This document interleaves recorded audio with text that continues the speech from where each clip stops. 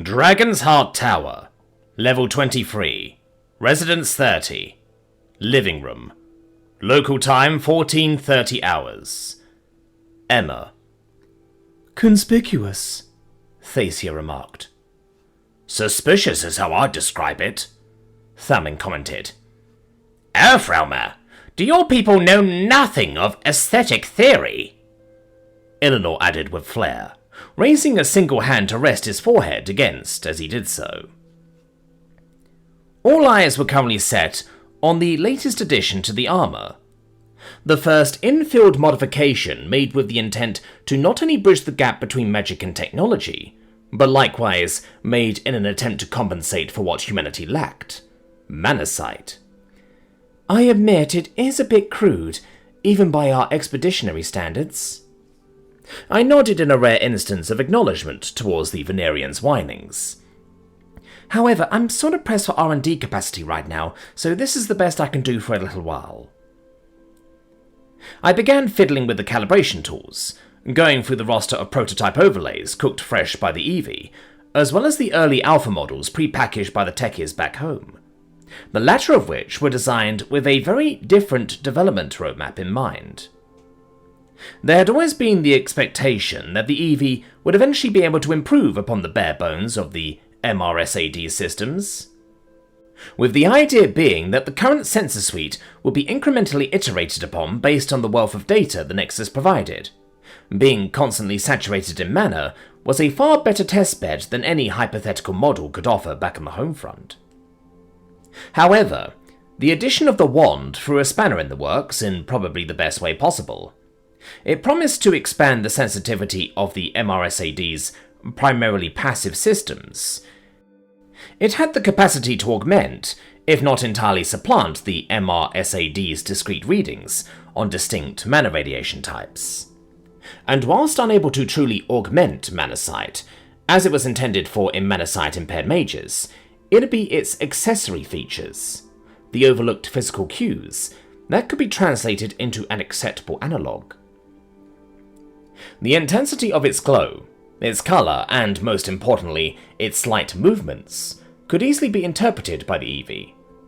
Its enclosure and stem, providing it 6 degrees of freedom, would grant it an unrivaled spatial awareness that the Eevee could exploit to its fullest effect.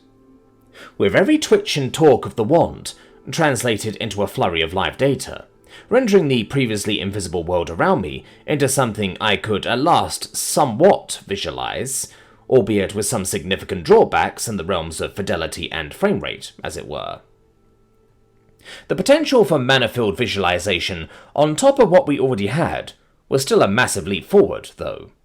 However, this also came with the issue as to exactly what form this visualization would take. The R&D boys back home were limited to what they knew, after all, and while our homegrown overlay prototypes were sufficient, every model I had available was still working under the scope of human innovation up to that point. The operative word here being human. The Manasight Initiative, as I was coining it, was a completely alien endeavour, with its own novel set of contexts that needed to be taken into consideration before we even began approaching exactly how we'd be layering the magical world on top of the physical. I needed some uniquely alien insight as a result, and it wasn't like I was short of that around here. Right, here's where I'm going to need your help, guys, I began, interrupting the flurry of conversation that flowed amongst the trio whilst I was busy working inside my own little world. Help? Fancy that. I thought the word was entirely absent from your vocabulary. Eleanor began with a haughty chuckle. Well then, let us hear it. How may we, the esteemed members of Highborn Society, aid you in your requests, O Cadet Emma Booker? I couldn't help but to blink at the Venerian, and his exceptionally catty antics this time around. Well, I had 2 requests, actually. The first probably being the most important for the long-term prospects of this whole Manasight thing. I'd like you to show me exactly what you guys see. I want to know how you guys perceive the world beyond just the corporeal one. The deluxe Kobold's features grew increasingly more arrogant and sly as I talked, culminating in an inflated grin at the tail end of my request. Oh, how tragic. The Earthrealmer finally admits her limits. Her natural shortcomings, might I add. He quickly turned to both Thacia and Thalmin, who looked on at him with varying levels of impatience. What? I am speaking the truth, am I not? For weeks now, Emma Booker has been gallivanting with bold and noble posturing, claiming parity this and parity that. Now we finally see the limitations to this so-called parity, in the form of her self-admitted cries for aid, no less. He paused, before turning towards my helmet's eternally poker-faced expression. I, of course, mean no offence by this, Cadet Emma Booker. I am merely clarifying matters for the unwritten record. By rubbing it in, no less, Thalmin growled out. 'Tis but an orator's drive, Prince Thalmin, for a dragon strikes when it tastes weakness in the mana streams. By mocking Emma's shortcomings? Thacia chimed in, targeting an aspect of her being that she had no control over in choosing? She questioned tersely. Cadet Emma Booker has made it clear that we are in a long, protracted game of posturing, be that political, martial, physical, or even personal. The Venerian paused, taking a moment to cross his arms as he did so. This means there are no standards to be held, and no topic which remains sacred. Where I come from, a low blow is a low blow all the same, carrying with it dishonour and shame, Nexian, Thalmin seethed. Well then, thankfully such outdated notions are now matters of domestic politics, rather than relevant conventions of contemporary conversation. Eleanor shot back just as snappily, prompting me to finally clear the air with a protracted sigh. All right, let's all just take a step back, I began, prompting the pair to turn their heads towards me. Save your strength for the sparring match, Thalmin. Eleanor's just not worth the effort. This elicited an indignant glare from the Venerian, who I quickly addressed next. And Eleanor, that's the whole reason why I'm even asking you for your help, because while I didn't choose to lack a mana field... I paused, turning to Thacia with a nod of appreciation as I did so. I'm choosing to overcome it by doing what my people always do when faced with the impossible. I could practically feel the Venerian's inner dialogue through the shift in his features, as I could just about see him going, "Here we go again," behind those golden eyes. So, if you'd be so kind, how about we stop with the defensive posturing and show me exactly what the world is like through your noble and discerning eyes? I urged, as the little mast-mounted sensor dome continued spinning in excitement atop the suit's backpack. And how do you propose we go about doing so, Cadet Emma Booker? Eleanor shot back. Manasight is a gift, one which no corporeal analogue can match. I'm not gunning for a one-to-one here, I countered. In fact, an analogue is exactly what I'm looking for. And as for how we're going to go about this, maybe a quick trip to the ZNK-19 will do the trick. I grinned. 50 minutes later. A quick trip to the ZNK-19 most certainly did not do the trick. But that flop was more broadly attributed to me than anything else. There was a learning curve when it came to much of the interfacing. One that caused more grief than was worth the time being put into it. Earthrealmer, exactly how do I force these silly little lines into pools of magma? Eleanor yapped out, attempting to jab his fingers into the 3D vector cubes that had attempted to match his demands, but had turned into little more than a pile of broken assets at the behest of his finagling. Earthrealmer, why are your false projections so stubborn and unwieldy? The deluxe kobold reiterated, moving his hands like he was wading through water. Earthrealmer! Why is this infernal space not responding to the whims of my will? He continued, simply resorting to waving his hand haphazardly in the air, as if expecting the hologram to somehow read his mind. I showed you the tutorial, Eleanor. You have to specify what you want, and it'll provide you a brush, palette, and everything else you need to... But why do you not make it respond to my whims as it does yours, Earthrealmer? That singular line of complaint gave me pause. Before, suddenly, it all just clicked. Because it responds to me telling it what I want it to do, I began. Sometimes you don't hear it because I choose to filter out what goes through my helmet, but my machines have always responded to commands, whether that be voice, iris, haptic, or some other indirect interface. That response gave Eleanor pause for thought too, as he perked up a brow and immediately crossed his arms. I had always assumed your sightseers were responding to some unspoken form of mannerless command, some abominable means by which your will was enforced on these. The Venerian trailed off, as it was clear something was now ticking away deep behind those formerly irreverent eyes. "It is through your radio, isn't it?" Thalmin responded in Eleanor's stead. "The same device you used to communicate with me during your grappling gambit to Lariel's private ward." "And the same device with which you impressed the library," Thacia added, her eyes glowing with thoughtful intent. "Well, it's a bit more involved and complicated than that. Our people have gone deep into not only mastering radio, but iterating on the various forms of frequencies through which we can both wirelessly communicate and send commands through. For example, beach, noon, 0 entities with background ambience," I commanded, gesturing at the empty grid-lined void around us.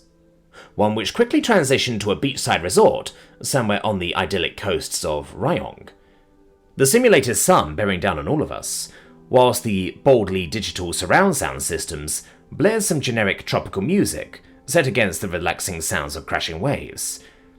Suffice it to say, I'm constantly going back and forth between a lot of non-automated systems, and even then I'm also constantly fine-tuning the general orders of the automated systems whenever the need arises.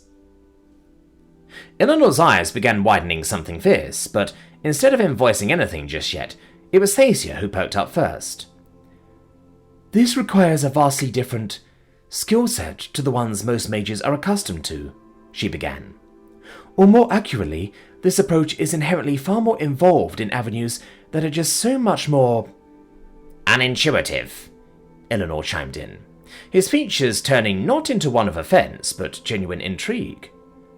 "Different is probably a better way I'd describe it," I countered immediately, crossing my arms as I did so. "I assume the issue here is in your approach, as Thacia put it.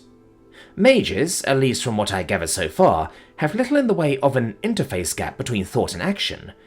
This applies not just for casting spells, but from what I've gathered also applies to your artifices."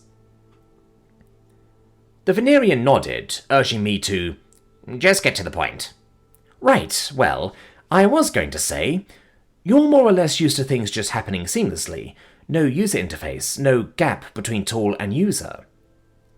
I paused once more, just pure willpower over your surroundings. "Return to Sketchpad 2, I commanded, causing the world to return to that empty grid vector layout. "To circle back to your question, Eleanor, I'm afraid I can't get it to bend to your will, as there's no hidden mannerless shenanigans comparable to your mana field going on." I gestured around us once more. "All there is here is a learning curve, one that I admittedly underestimated, so you must forgive me for that oversight." The Venerian paused at that, something once more stirring within him. "So, theoretically speaking, any human from Earthrealm can come to learn to use this projector, your conveyance, and any number of mannerless artifices you've demonstrated so far?" "Yeah, exactly.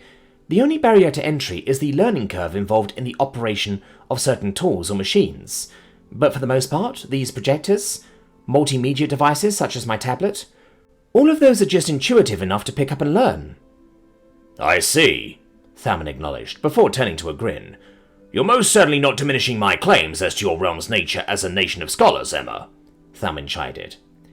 "Perhaps this is why you often seem so absent-minded, Earthrealmer," Eleanor offered cattily.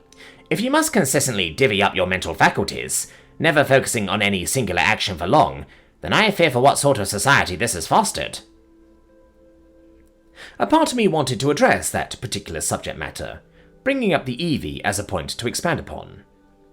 However, I knew it was better to leave sleeping dogs lie, and to just move on. This just wasn't the time for that. "Perhaps we should focus instead on the task at hand," Thacia chirped out. "Right, yeah, so it's clear the ZNK-19 isn't working out, so why don't we actually try something a bit more in line with your preferences then, Eleanor?" I turned towards the Venerian expectantly, his eyes narrowing as his grin widened into one of knowing anticipation. I am glad you have evolved beyond your singular tract biases, Cadet Emma Booker. Let us begin then, shall we? 10 minutes later. We left the confines of the ZNK-19 for the living room, following which, Eleanor had begun bathing the space in yet another dazzling array of colours, courtesy not of his sightseer, but his own illusion magic. However, the whole room wasn't exactly turned into a fully immersive magical hologram, as seen with the sightseers. Instead, it remained as it was, except overlaid with what was rapidly becoming a complex array of coloured trails. Superimposed waves of colour that at certain points moved like soupy magma, while in other places looked almost akin to fast-moving and deadly pyroclastic flows. The spectrum of colours on display here even edged into ultraviolet, as the Eevee helped to superimpose that atop of what was already a dazzling display. By the end of it, I was faced with what I could only describe as a rave of fire and magma, as the room around us looked less like the stately and idyllic magical manor I was used to, and more akin to some post-apocalyptic interpretation of the living room. What's more, the space around Eleanor himself was now occupied by a larger, almost comical shell of what I can only imagine was his ideal form. A shell that ebbed and flowed like the flames around a candlewick, but with the dimensions that roughly matched Quiv or even Oris's forms, stretching and filling the empty space above and around Eleanor. Streams of both lava and flame spewed from that shell surrounding him, acting almost like tendrils that occasionally lapped at the pyroclastic flow circling him. This is what I see, Cadet Emma Booker, the Venerian beamed, causing me to raise a single questioning hand. Eleanor, exactly how much of this is artistic interpretation? That singular question was enough to break the shit-eating grin that had formed following this explosion of illusions. You wanted an analogue, did you not, Earthrealmer? Well, here it is. I am unwilling to compromise on my artistic vision for a fool's errand that is attempting to replicate that which is unreplicable to the mannerless eye. I blinked rapidly, turning to Thacia and Thalmin, who had both gone into full facepalm mode. Right, step aside and let me try, Thalmin bellowed out, moving in front of me and quickly casting Eleanor aside, causing the post-apocalyptic texture pack to disappear unceremoniously.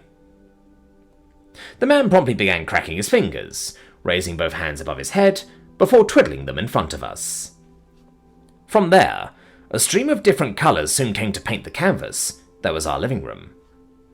Predominantly made up of shades of blue and translucent greys, Thalmin's attempt was nowhere near as grandiose or ambitious as Eleanor's. Either out of a difference in skill or an adherence to a more realistic approach, the Lupinor's interpretation of Manasight consisted of what felt like a complex layering of literal streams of water, broken up by patches of surface ice that cracked and reformed all along rivers that snaked and slivered through every available empty space in the room. There were currents that moved faster, eddies where currents seemed chaotic, if not borderline violent, as well as parts of the air where current seemed almost frozen over. Throughout all this, what seemed to be a strange pattern emerged, as the shell that had surrounded Eleanor was replicated here too, in Thalmin's demonstration. However, instead of the larger-than-life, bulked-up version of himself, Thalmin's shell seemed to more resemble an outline. One that looked more akin to one of the Eevee's target ID reticules, but thicker, and much more dynamic with how it rose and fell with each and every breath. Indeed, instead of the flame-like wispiness of Eleanor's shell, Thalmin's felt much more calm, moving in predictable patterns that either lined up with his breathing, or the mana streams surrounding him. This is a much more accurate and true-to-life interpretation, Emma, Thalmin remarked proudly, prompting the Venerian to simply puff out a disapproving breath in response. Boring and uninspired, he remarked. Reality does not care for your artistic interpretations, Eleanor, the Lupinor shot back. But I assure you, Prince Thalmin, that reality is most certainly not as colourblind as how you seem to interpret it through your Manasight. This caused the pair to once again face off, only for their mini-confrontation to be diffused by Thacia, who wordlessly moved between them. "If I may?" She turned to the pair, who promptly broke off their aggressions with crossed arms. "Thank you," the princess continued, before filling the room with her interpretation of the incorporeal world. It started slowly, almost imperceptibly even, but eventually I started to notice what was effectively a series of white, sketchy lines filling the air. The same sort of lines you see in weather maps depicting wind currents and weather systems. Indeed, there seemed to be much more of a refined precision to Thasia's take on things, as clear demarcations were made with these sketchy lines, creating what was in effect a 3D version of an animated wind map, filling my vision and causing the Eevee to actually beep in some sort of affirmation. This is what I believe to be best in your case, Emma. Indeed, while this is far less true to life to what mana streams actually embody, this interpretation manages to impart the chaos that comes with how said streams influence one's interpretation of the corporeal world. I raised an eyebrow at that, turning to both Eleanor and Thalman in the process. Is it actually this chaotic? Like, this is honestly giving me a bit of a headache here, trying to make heads or tails of what's going... When you put it that way, it can be somewhat nausea-inducing, Thalman acknowledged. However, all of us have acclimatized to it, I suppose. He shrugged. We can ignore it if need be, but most of the time it's merely another aspect of the world. So just as too much bedazzlement can make your head spin, there can always be too much or too little of what is effectively just another form of sight, if that makes sense. It was with each successive demonstration and explanation that I truly realized just how difficult this really was.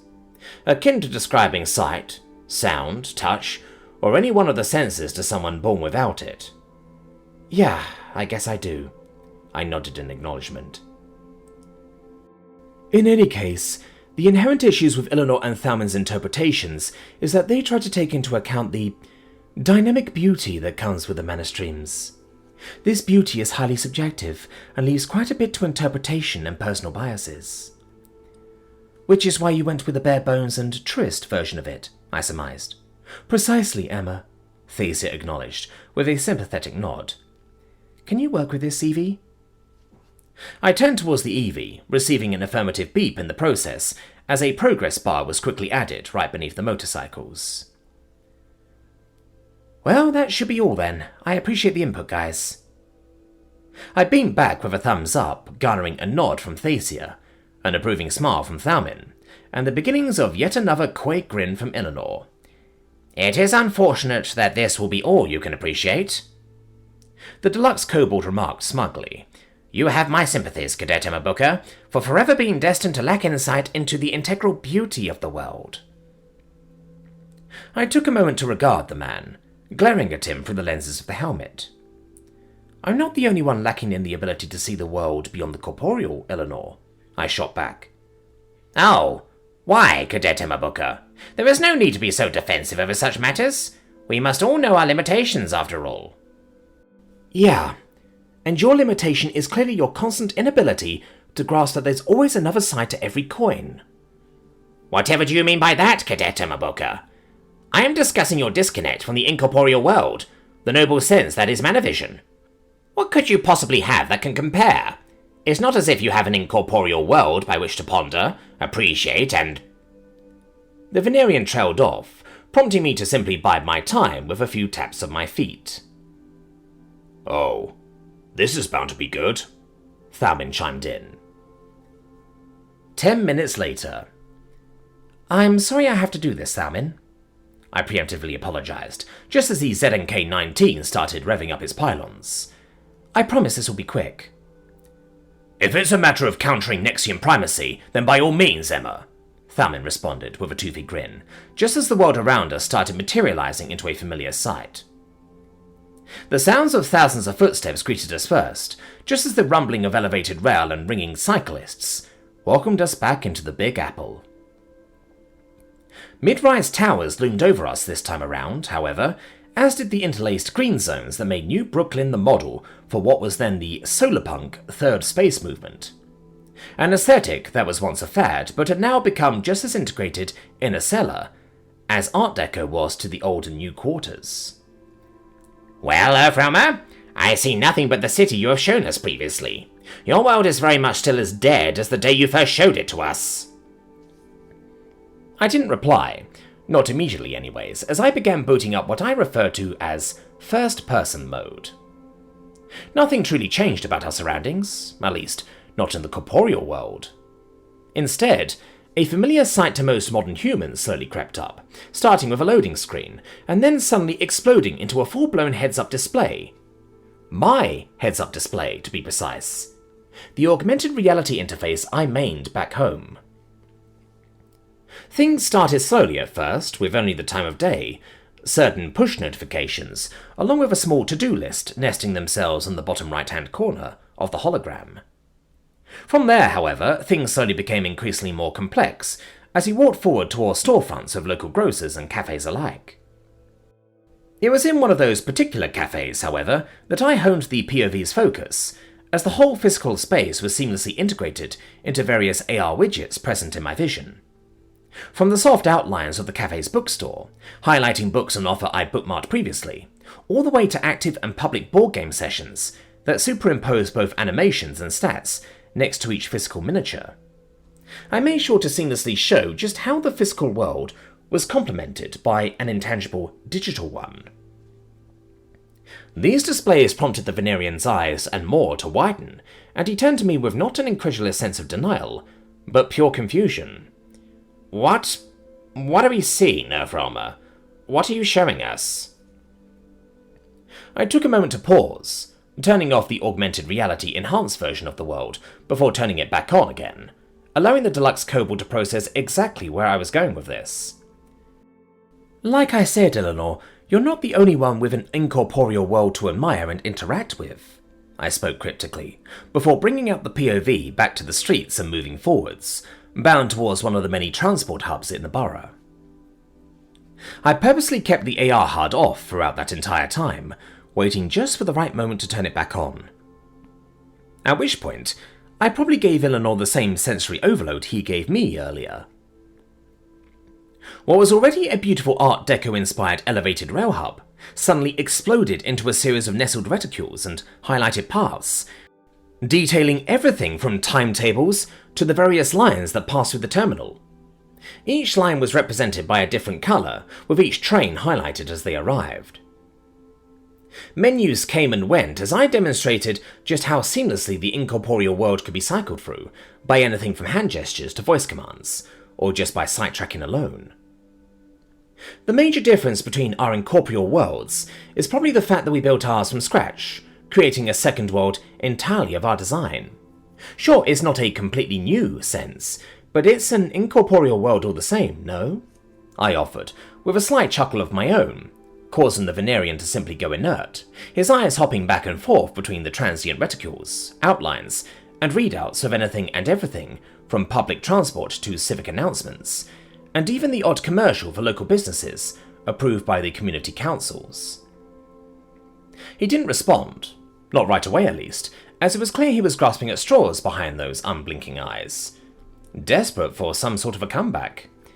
I must reiterate a point I've made previously, he began ominously, that your kind needed to build all of this, creating an entirely new facsimile of an incorporeal world, just to mimic a fraction of what we were gifted with. I crossed my arms at that rebuttal, cocking my head and tisking as I did so. Didn't you once claim something about how your culture values the triumph of the sapient over nature, or the creations of sapient kind as sacrosanct? Yes, what about it? The deluxe kobold paused mid-sentence, as if realizing where I was going with this. Well, by that logic, wouldn't that mean that our incorporeal world is actually much more impressive than your Manasight? As in, we actually had to build every aspect of it, from the communications infrastructure to the actual information being conveyed, to the science of how said information would be conveyed, to the laws in place to dictate what can be conveyed. I paused, winding up for the final knockout punch. We basically had to create our own incorporeal world from scratch, with nothing but our imagination and creativity, our gifts of sapiency. So technically, by your own logic, wouldn't that be a feat far more impressive than some naturally gifted ability? Eleanor paused, turning away to the skies as if to find some respite, only to see the shuttles and planes overhead, outlined by thin glowing lines, accompanied by their relevant flight tracking information. It is a matter of our inherent... The man attempted to counter, only to shirk away in frustration. You've made your point, Earthrealmer, but just know, this is not the same as Manasight. You stated earlier that such things are highly subjective, and leaves a lot to both interpretation and personal biases, right? I began, as I broke out a cheeky smile. That is to say, beauty is just in the eye of the beholder, huh? Eleanor refused to respond verbally. Instead, the only response I received was in the form of the hologram's integrity wavering, as soot from the Venerian's frustrated face started to obscure the impossible world around us.